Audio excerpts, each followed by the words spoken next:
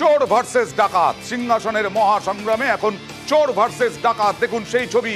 লকেট চট্টোপাধ্যায় যখন গেলেন ধনেখালিতে, সেই সময় বিক্ষোভের মুখে পড়লেন, গো ব্যাক স্লোগান হলো। তারপরে লকেট চট্টোপাধ্যায় স্লোগান তুললেন, অসীমা পাত্র চোর। পাল্টা অসীমা পাত্র আর লকেট চট্টোপাধ্যায় যুযুধান। অসীমা পাত্র এবার ডাকাত ডাকাত স্লোগান তুললেন এবং কটা রিসর্ট কিনেছেন, কোথা থেকে পেলেন টাকা, কোটি কোটি টাকা 3টে রিসর্ট কিনেছেন। একটু অ্যাম্বিয়েন্স দেখাবো প্রথমে।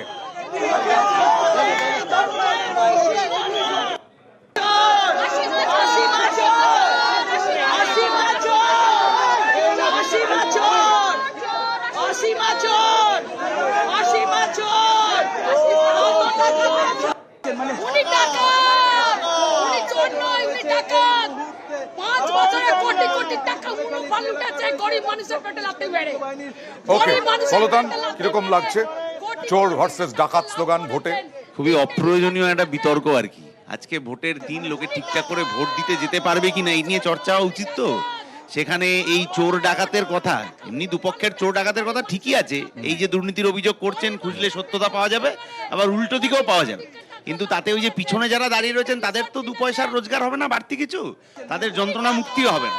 কিন্তু এমন একটা পরিবেশ তৈরি করার চেষ্টা করা হয়েছে, ওই যে অ্যাম্বিয়েন্স, যাতে করে এইটাই গোটা নির্বাচনে সাধারণ মানুষের মুখ্য এজেন্ডা হয়ে ওঠে। ফলে এগুলো খানিকটা তৈরি করা হতে পারে এবং এর ফলে টিভি মিডিয়ার খবরাখবর ইত্যাদি যা চলবে চলবে, কিন্তু ভোটটা দিয়ে যে আসলে আমি আমার রুটি রুজির কথাটা বলতে যাব, এই চর্চাটা পশ্চিমবাংলার রাজনীতি থেকে বন্ধ হয়ে যাচ্ছে। অনেক দিন আগেই হারিয়ে গেছে কিনা এবং এই চোর ভার্সেস ডাকাতি এখন অনেক দিনের বিষয় কিনা?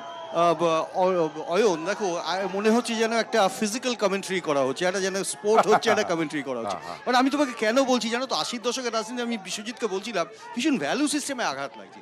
কিন্তু একটা কথা বুঝতেই হবে, এই যে জমায়েতটা এবং এখানে প্রার্থী বা অপোজিট দলে যারা আছেন, মানে অসীমা দেবী, একে অপরের সত্যি কথাই বলছেন, কিন্তু এখানে কোনো কিন্তু নেই।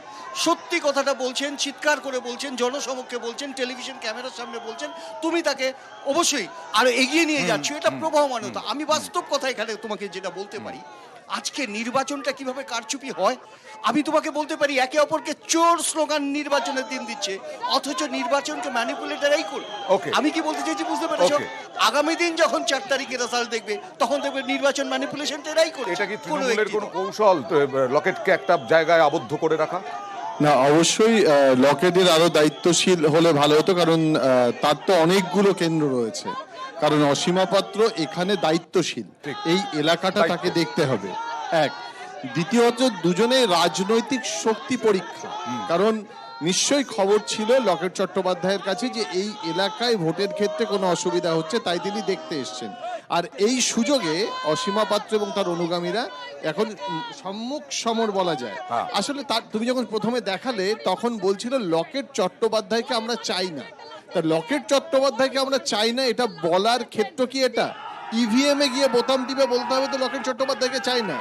আর এটা যদি হয় তাহলে তো গণতন্ত্রে ভোটের দিন আগে কুস্তি হওয়া উচিত, মানে ভোটের দিন এরকম হওয়াটা উচিত নয়। কিন্তু সবচেয়ে আশঙ্কা হচ্ছে অসীমা পাত্র বললেন যে রিসর্ট রাজনীতির কথা আবার উস্কে দিলেন না তো, যে এ রাজ্যে ভোটের রেজাল্টের পরে 4 তারিখে আবার রিসর্ট নিয়ে আমরা দেখা যাক 4 তারিখের পর রেজাল্টের উপরে নির্ভর করছে এ রাজ্যেও ফিরে আসে কিনা ওই সংস্কৃতি।